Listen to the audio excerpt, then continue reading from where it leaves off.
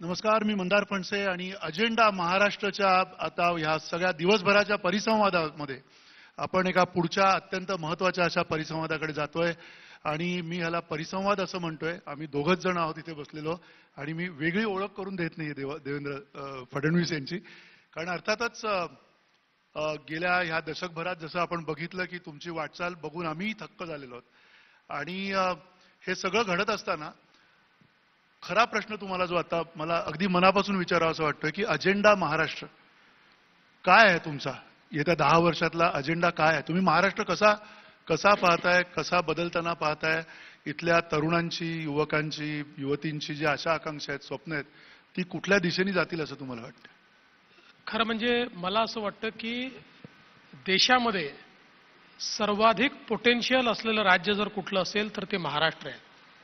आणि मी बघतोय की हा जो काही काळ आहे पुढचा, ज्याला प्रधानमंत्री मोदी साहेबांनी अमृत काळ म्हटलेला आहे, या अमृत काळामध्ये भारताचा जो विकास आहे त्या विकासाचं इंजिन हे महाराष्ट्र असणार आहे. आणि त्याची एक छोटीशी चुणूक आपल्याला पाहायला मिळाली की यावर्षी देशामध्ये जेवढं FDI आला त्यापैकी 52% FDI हा एकट्या महाराष्ट्रामध्ये आलेला आहे. प्रचंड गुंतवणूक या ठिकाणी महाराष्ट्रामध्ये येते, रोजगाराच्या संधी तयार होत आहेत. महाराष्ट्रामध्ये जे काही 2014 नंतर इन्फ्रास्ट्रक्चर पुश आम्ही सुरू केला, मग त्या ठिकाणी समृद्धीसारखा हायवे असेल, अनेक हायवेज असतील, त्या ठिकाणी पोर्ट असतील, एअरपोर्ट असतील, वेगवेगळ्या पाण्याच्या योजना असतील, इरिगेशनच्या योजना असतील, याचा इतक्या मोठ्या प्रमाणात आम्ही हे काम केलंय. म्हणजे 2019ला एक डॉइच बँकने रिपोर्ट त्यावेळेस प्रकाशित केला होता आणि त्या रिपोर्टमध्ये त्यांनी असं म्हटलं होतं की देशामध्ये जेवढ्या बिग इन्फ्रास्ट्रक्चर प्रोजेक्ट्स आले आहेत, त्यातले 49% प्रोजेक्ट हे एकट्या महाराष्ट्रामध्ये आहे. आज आपण मुंबईचं बदललेलं रूप पाहतोय आणि फ्युचर जे आहे म्हणजे ते सगळं महाराष्ट्रामध्ये असं माझं मत आहे. आज आपण पाहतोय की एक प्रकारे टेक्नॉलॉजिकल कॅपिटल महाराष्ट्र झालंय. देशाची 65% डेटा सेंटर कॅपॅसिटी ही महाराष्ट्रात तयार झाली आणि डेटा इज न्यू ऑइल. ज्याच्याकडे डेटा आहे, ज्याच्याकडे डेटा सेंटर आहे, ते पुढे डॉमिनेट करणार आहेत. ॲग्रिकल्चरच्या सेक्टरमध्ये आत्ता आपण गेल्या 2-2.5 वर्षामध्ये प्रचंड मोठी क्रांती केलेली आहे. आणि सगळ्यात महत्त्वाचं असं आहे की जे असंभव वाटत होतं, केवळ वर्षानुवर्ष आपण बोलत होतो की समुद्रात वाहून जाणारं 55 TMC पाणी आपल्याला गोदावरीच्या तुटीच्या खोऱ्यात आणायचं आहे, त्याचं काम आपण सुरू केलं. आपल्याला असंभव वाटत होतं, आपण सांगत होतो की गोसेखुर्दच्या खालून वाहून जाणारं 100 TMC पाणी आहे, त्यातलं 62 TMC पाणी 550 किलोमीटर आपण त्या ठिकाणी कॅनल तयार करून विदर्भातले 7 जिल्हे हे दुष्काळमुक्त करू शकतो. ते आपण आता करून दाखवलं. त्याचं जवळपास आता अंतिम टप्प्यामध्ये त्याचा टेंडर आपण काढलेला आहे. किंवा नार पार सारखे जे आहेत, असं सगळं पाण्याचं नियोजन हे आपण त्या ठिकाणी केलं आहे. आणि ज्याचा तुम्ही उल्लेख केला, जलयुक्त शिवार सारखी योजना आपण जी केली 2020ला, केंद्र सरकारने एक 5 वर्षाचा अहवाल काढला की ग्राउंड वॉटरची काय परिस्थिती आहे.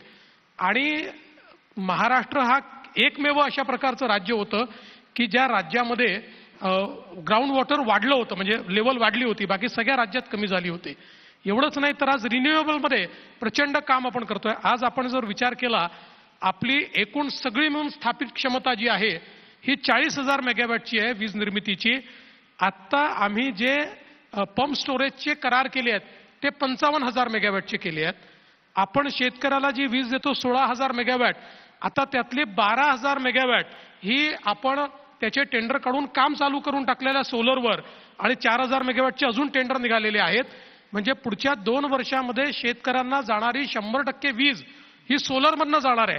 त्यामुळे शेतकऱ्यांना दिवसा 12 तास विजेची मागणी जी पूर्वीचे राज्यकर्ते म्हणायचे असंभव आहे, ही आम्हाला देताच येत नाही, ती मागणी आम्ही त्या ठिकाणी पूर्ण करतो आहोत.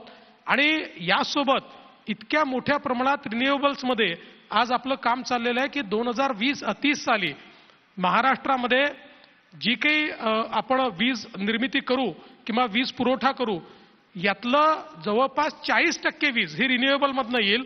आणि हळूहळू ती 75% आपण नेण्याचा प्रयत्न करणार आहोत. त्यामुळे कुठलंही क्षेत्र असो, आज मॅन्युफॅक्चरिंगच्या क्षेत्रात आपण पाहू शकतो इतक्या मोठ्या प्रमाणात गुंतवणूक येते. टोयोटो सारखी असेल किंवा वेगवेगळ्या ज्या काही कंपन्या आहेत यांनी मोठ्या प्रमाणात गुंतवणूक आता महाराष्ट्रामध्ये केलेली आहे. त्यामुळे आज जर आपण बघितलं तर गेल्या वर्षभरातल्या गुंतवणुकीचा जर विचार केला किंवा 2 वर्षातल्या, तर ती 5 लाख कोटीपेक्षा जास्त गुंतवणूक ही आपल्याला महाराष्ट्रामध्ये आज वेगवेगळ्या प्रकल्पात त्या ठिकाणी होताना दिसते आहे. आणि म्हणून मला असं वाटतं की महाराष्ट्राला आम्ही जे सांगितलं होतं की we want to make it $1 trillion economy, देशातली पहिली $1 ट्रिलियन इकॉनॉमी, आता महाराष्ट्राने यावर्षी ½ ट्रिलियन, अर्धा ट्रिलियनचा मार्क पार केलेला आहे आणि आता $1 ट्रिलियन इकॉनॉमीकडे आपण चाललोय. आणि मला एक गोष्ट सांगितली पाहिजे की $1 ट्रिलियन इकॉनॉमीचा अर्थ काय आहे. इकॉनॉमी जेव्हा एक्सपांड होते त्यावेळेस त्यातनं रोजगाराच्या संधी तयार करते. इकॉनॉमी जेव्हा एक्सपांड होते त्यावेळेस राज्याच्या तिजोरीत पैसा येतो की ज्यातनं आपल्याला वेलफेअर स्कीम्स चालवता येतात.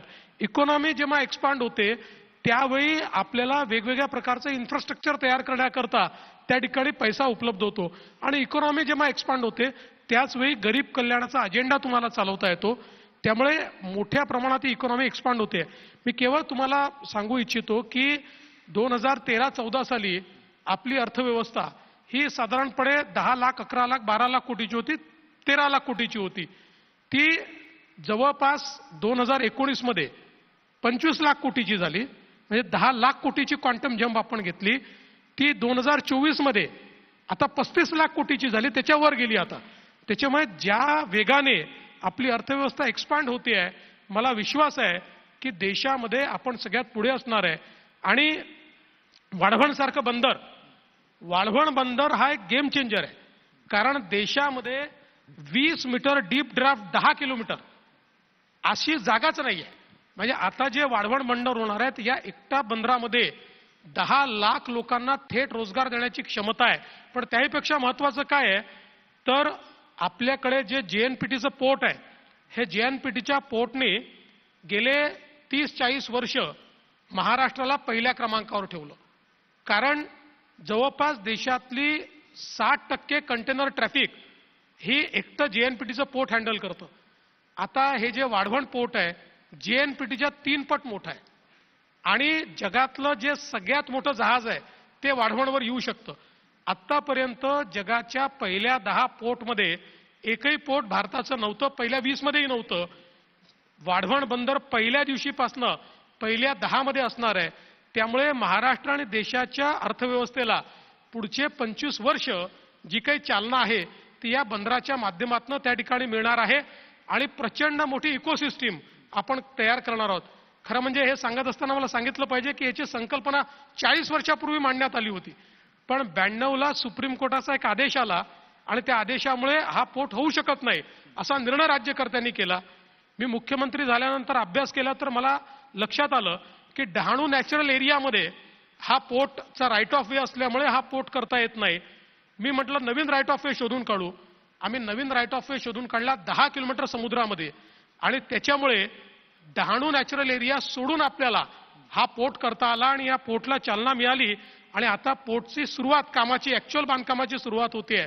त्यामुळे मला असं वाटतं की हे जे काही सगळं आपल्याला पाहायला मिळत आहे पुढच्या 5 वर्षानंतर मुंबईचं इन्फ्रास्ट्रक्चर आपण पाहू शकतो. मुंबईमध्ये कोस्टल रोड असेल, 22 किलोमीटरची सी लिंक असेल, मुंबईतलं 337 किलोमीटरचं मेट्रो नेटवर्क असेल, मुंबईतला न्यू एअरपोर्ट असेल, मुंबईतलं रिडेव्हलपमेंट असेल, या सगळ्या गोष्टींमुळे प्रचंड मोठी अर्थव्यवस्था आपण उभी केलेली आहे. आणि या 22 किलोमीटरच्या अटल सेतूमुळे मुंबईला आता नवी मुंबईशी जोडल्यामुळे मुंबईच्या 3 पट मोठी मुंबई ही आपण जो काही अटल सेतू आणि आपला एअरपोर्ट आहे याच्यामध्ये जो नयनाचा एरिया आहे त्या एरियामध्ये आपण तयार करतोय.